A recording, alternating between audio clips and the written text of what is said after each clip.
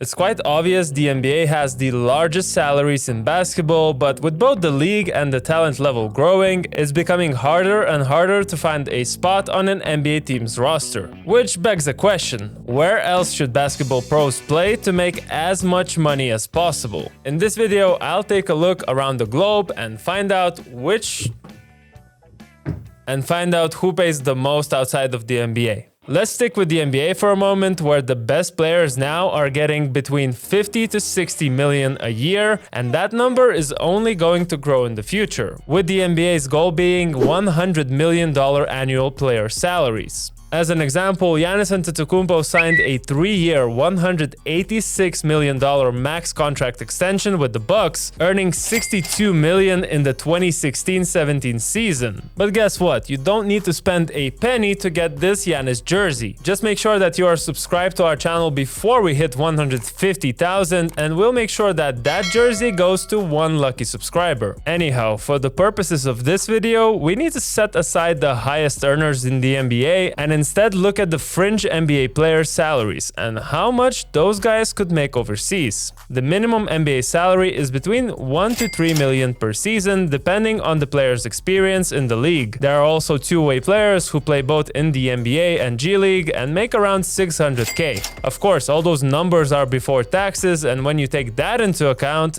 then it leaves us with around 300k to 1.5 million for those who were lucky enough to get guaranteed deals in the NBA. Now it's time to travel outside of the United States and enter what the Americans like to call the all-encompassing overseas. Starting with the continent across the Atlantic Ocean, Europe. First, it's important to mention that the European salaries aren't public, so the information I'll be using is gathered by Basket News journalists and confirmed by multiple sources. Another thing is, within Europe there are more than a dozen domestic leagues as well as quite a few continental competitions. To keep it simple, I'll be looking at the EuroLeague, the Euro Cup and the Basketball Champions League or BCL, since most of the domestic leagues have their top teams playing there. Now, out of those three leagues I just mentioned, the EuroLeague is the top one and arguably offers the second highest salaries after the NBA. I do say arguably because at the end of the video we'll look at a league that could potentially pay the same or even more, so stick around for that. So how much does the EuroLeague pay?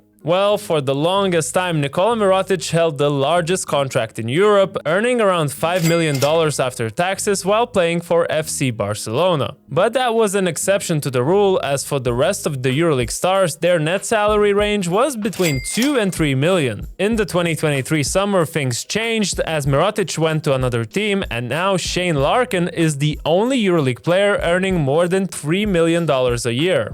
Of course, securing a spot on a EuroLeague team's roster isn't a given even for former NBA players. That's why some of them look back at the second-tier European competitions like the Euro Cup or BCL. There, the top-tier talent could earn up to 600,000 after taxes. Now let's head east of Europe, but you know what? Since we're gonna have a long trip in Asia with 3 different teams there, it's time for a detour to the land down under. The Australian National Basketball League, or the NBL, has been really growing rapidly in recent years and attracted quite a few NBA prospects to play there. They need a three.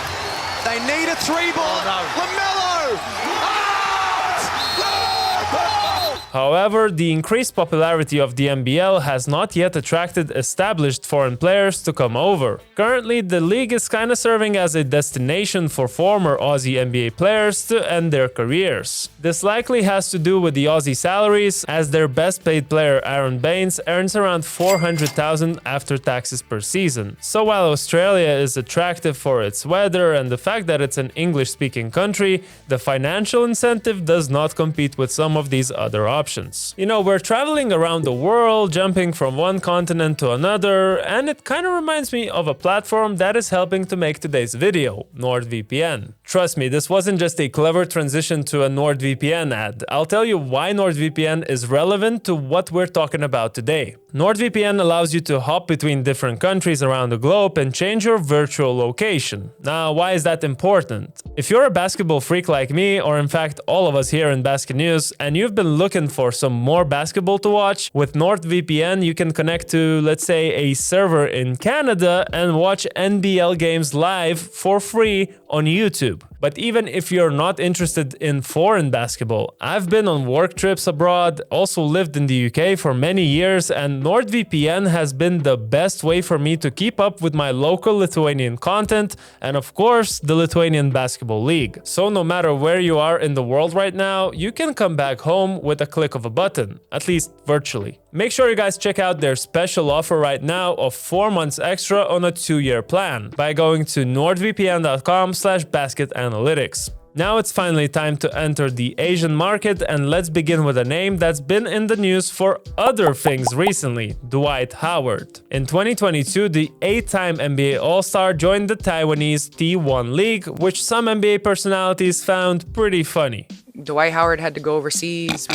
Had to go overseas. We're seeing other, other overseas. guys. Stop it, that's Taiwan. Reportedly, Howard was getting over $1 million there, and it's not clear whether that was before or after taxes, but in any case, this amount doesn't really reflect what other top players who aren't former NBA superstars can earn there. Also, it seems that Taiwan Leopards weren't too satisfied with this experiment, as they offered Dwight a 65% salary cut next season, which he found very disrespectful. While earning over $1 million in the Taiwanese league is something out of the ordinary, there is another Asian league where these contracts could become a reality in the near future. The Japanese B League was established in 2016 and has experienced exponential growth in a relatively short period. This growth has led to attract more and more established foreign players to the league. According to sources at Basket News, the league's founders and sponsors like Toyota are deeply committed to this project and are planning even more significant investments, meaning bigger player salaries. But what has been the situation so far? Well, their highest earner right now is Yudai Baba, who came back from the G League and is getting around $700K net. Finally, we get to the Chinese Basketball Association, aka CBA, which has historically offered such big contracts, attracting many former NBA All-Stars like Tracy McGrady, Gilbert Arenas, or Stephon Marbury, to name a few. I mean, by now it's kind of a meme that a player who's struggling in the NBA is packing his bags to China.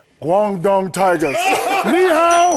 Ni hao! Currently, CBA does not have such powerhouse names playing there anymore, with the biggest star being Jeremy Lin. Despite that, it's still one of the richest leagues besides the NBA, paying around $500K to $2 million after taxes for foreign players. What's important to mention is that the CBA has a salary cap for foreign players. The clubs can pay the maximum of $5 million before taxes for up to 4 foreigners, meaning if they were only to sign 1 foreigner, he could potentially earn $2.5 million net salary, which would put him up there with the most paid EuroLeague stars. And this is the final graph. As you can see, EuroLeague is the place to be when it comes to the biggest financial potential, CBA comes as a close second, and then it's pretty similar across the board. But this is where we have to stop looking at the plain numbers. Sure, CBA teams can offer big money, but they have so many confusing rules regarding foreigners, plus not all teams have such big budgets to afford these fringe NBA players, so realistically you have less than 10 or so spots available. And it's not just CBA. Most of the leagues mentioned in this video have some kind of limits on the amount of foreign players, including most EuroLeague clubs that play domestically. Another thing is competitiveness. Earning a big bag in Asia or Australia is significantly easier than doing that in Europe, which can be both a positive and a negative for certain players. Some seek the highest level competition and value winning meaningful titles. Others are fine with securing the bag while playing against part-time plumbers. Okay, that one was a bit harsh. Anyways, while the main goal of this video was to explore the potential salaries outside of the NBA, I think it's important to note that professional basketball players do consider a bit more than just the money. Some places are nicer to live in than others, some teams provide the players with almost the same conditions as in the NBA, and of course, in some leagues you're a star, and in others you're just a role player under a lot of pressure, and all of those things really add up. But let me know in the comments below, what do you think about this overseas basketball and where you would prefer to play if you were a professional basketball player. That's all for this video. I hope you subscribed and pressed that like button by now, and I'll see you in the next one.